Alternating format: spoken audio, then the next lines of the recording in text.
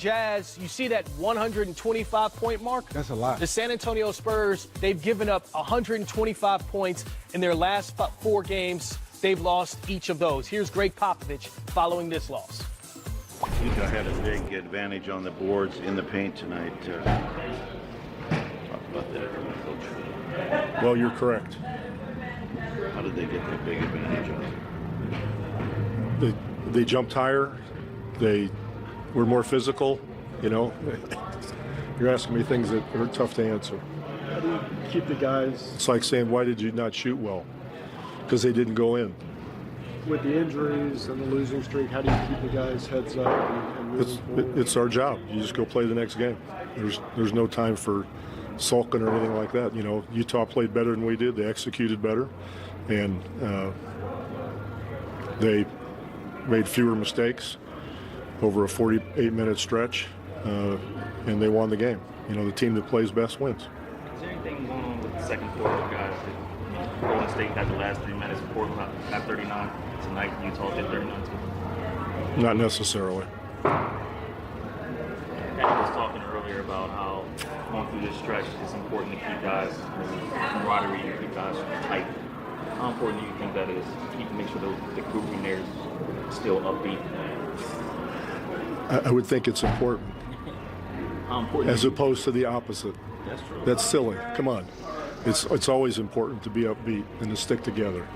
Oh, during this rough time. Good Lord. Good Lord. Losing Rudy before the game, is that kind of a deep play? It doesn't matter who's hurt or who didn't play. Nobody cares about that. All they care about is winning and losing. So Utah deserved the game. They played better. They executed better than we did. They were more physical than we did, and they won the game. You expect him back in Memphis? I don't know. May I ask you Sure. about Jakob Poeltl? How would you describe his development? He's doing a fine job. He's learning on the fly.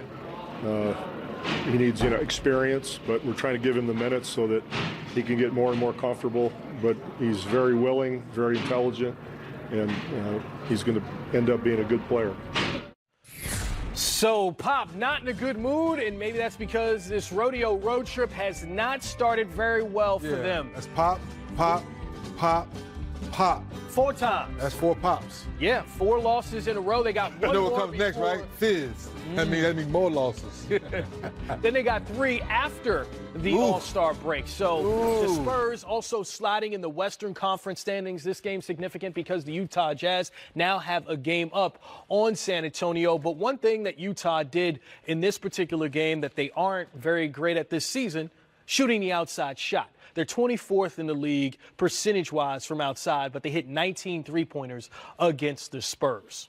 Tonight, excellent ball movement, and you talked about earlier where Donovan Mitchell is starting to find his stride. For me, Karan, where Donovan Mitchell had such a good year and it kind of surprised people. So now those great assistant coaches we always talk about, they have all these computers and laptops on the bench, well, they went home and put a defensive game plan for Donovan Mitchell. So it's taken him a couple months to say, okay, the double team's coming this way. When I drive right, they're sending an extra big guy to show this. So now his patience, this last month or two for me, is showing me that he's starting to watch more film and he's starting to find his groove. And also, I think the addition of Kyle Korver, having a shot maker like that, Ingles starting to make shots and being more aggressive on the perimeter. So when those shots fall, instead of gapping him, now you're able to have more real estate. So when those shots fall right there, you got to stay honest on the defensive end of the floor.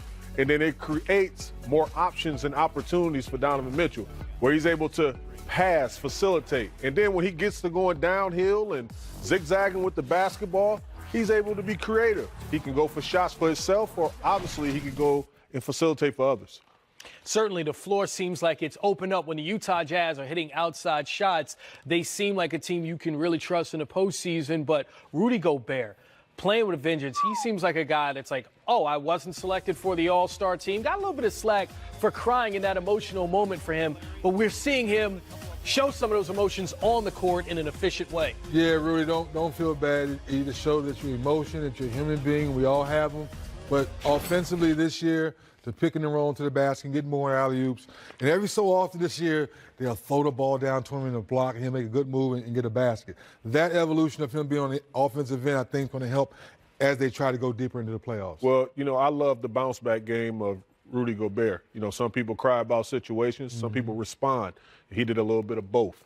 He shared his emotions out, and then he went out there and pulled out a demonstration, and I think that's going to be his motivation going forward. So he's playing excellent basketball offensively, which you talked about. Defensively, he's been that anchor, but now they're rewarding him on the opposing end also, and that's keeping him excited and engaged. Yeah, we spoke about the Spurs' current road trip and how difficult it is. Well, counting today's game against San Antonio, the Jazz are in the midst of a 7-game span in which 6 of their opponents are currently playoff bound. Certainly, they have some strong competition coming up next.